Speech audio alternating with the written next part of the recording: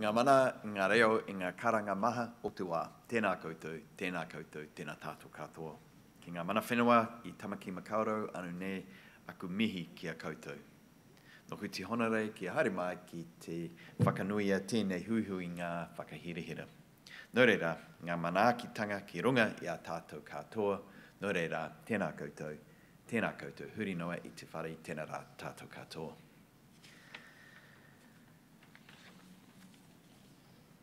Well, thank you very much for having me here, and thank you for laying down a few challenges in that conversation, ranging from what ought to be possible and a central role for government, the spelling out the why. I really relate to that challenge, Rebecca, through to the impossible, asking government to move faster. I really am looking forward to the opportunities that come with this particular role, which pulls together a range of previous roles and currently quite disparately sitting resource across government. I've been in the role nearly 2 weeks, and it's fair to say I'm still very much in listening mode. I've really welcomed the opportunity to come today, for example, and last night over dinner to chat to understand a little bit more about what the priorities for industry are, because one of the themes that was coming through the panel there that was really strong was the importance of collaboration, and that extends both within government and across into the private sector. So I do want to thank the panel as well for their contributions, and also for the clarity of thought expressed in the presentations. I thought Thomas's discussion about the importance of curating a national digital twin for simulating optimal or an integrated approach to infrastructure planning was a real challenge, and that's something I will take away and think some more about. But also I noticed that, Graham, when you laid out the things that really are the elements of success, the focus on skills, the data structures, the privacy and security aspects, and the investment in getting the CapEx right, those challenges are the ones that I'm hearing about consistently, I have to say, so far in the role. So those are the things that I'm going to be focusing on in the next wee while. It is early days, as I say, and I'm excited about the opportunity that exists in the digital space. Jacinda Ardern has really signalled clearly her priorities to Business New Zealand in a speech a few weeks ago.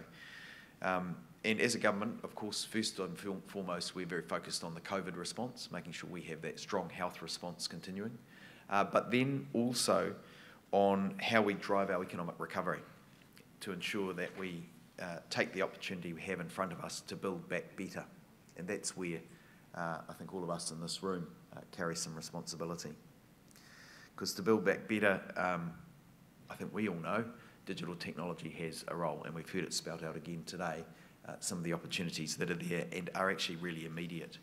So for me, my focus is going to be on talking about connectivity, the economic benefits of digitalisation and e-commerce, and I thought, Miles, when you were talking about the benefits that are there and the opening up to others to share their expertise, there is something in telling that story about how this will benefit us all. And Saba, I think you were also talking about the way in which we've got to take people on the journey of understanding what the opportunity is.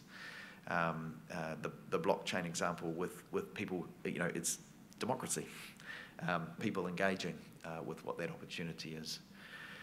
So I think we have the ability and opportunity to be a truly digital nation, but I also think we have a lot of challenges to get over, and there is work to do to get there. I'm not about to gild the lily on that. I think we do have significant challenges, and I see them even in my early period in government around the coordination of the resource we have, even within government. We have an estimated $8 billion to spend over the forecast period on procurement in the digital space. And that's spread across agencies. There are standards, but the way in which even government departments historically have behaved has not been in that coordinated fashion that you'd hope. Maybe we need to get our own digital structures better so that we have better access to information about who's performing and who's not performing within those silos, who's sharing, who's not sharing. I can see room for doing some things in that space. The stats tell us that the tech sector is our third largest exporter, and I heard comment earlier, which I agree with, which will be when we see the next set of statistics, whether that might have changed through the COVID period. It's certainly something we all know that it's growing and is going to become increasingly important to our economy. So while we look to the opportunities ahead, I'm glad that we've got this kind of group of people assembled. We've got the building blocks, we've got the people who want to make the difference. And I want to, I guess today, put across my invitation to you to reach out. I want to be engaged with the sector. I want to hear the things that you want me to know about in terms of how we prioritise, because again, my observation in the short time I've been in the role is that we have a lot of priorities in government, and one of my early and key tasks is going to be to rank those priorities so they actually are priorities, because at the moment there is a I appreciate there are lots of aspects to the portfolio, but we actually need to focus on what we need to do first and second and third to make sure that we are going to make the progress that we need. Where are the biggest gains to be made first? And some of that's going to be in establishing trust, digital identity, privacy, making sure that we have inclusion to take people with us on the journey, and overarching all of that, thinking differently about skills, because skills is the thing that can hold us back so often. How do we make sure that we have that pipeline of people coming through? How do we have opportunities to retrain in the COVID period to make sure that we are having the workforce that we need to take us forward digitally?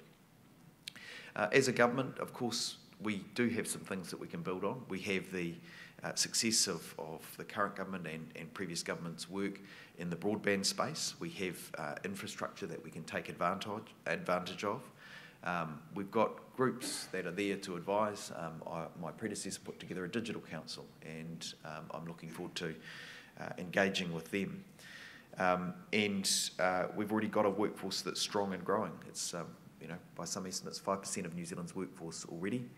We've got 22,000 companies in this space, according to the stats from last year. So with an export estimated at 7.4 billion and a 5.4% growth rate in the tech sector, and predominantly driven by high-tech manufacturing, we know there's opportunity, and we know there's a curve we're on, and the challenge for government is to work out how best to support that through in my mind, strategic investment, through the conversation about how we remove barriers, how we get standardisation that we need, and so on.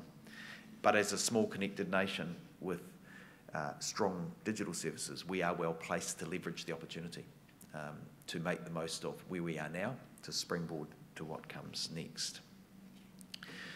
Through the COVID period, we did see how that opportunity could present in quite a new way. And I do want to thank all of those who stepped up, and appreciate there'll be many people in this room who worked some very long hours to facilitate within your own organisations different ways of doing things, to take advantage of the opportunity, but also just to keep the businesses working and being successful. And also, of course, to our ISPs who dealt with massive spikes in traffic and helped keep us safe from various actors during a challenging time.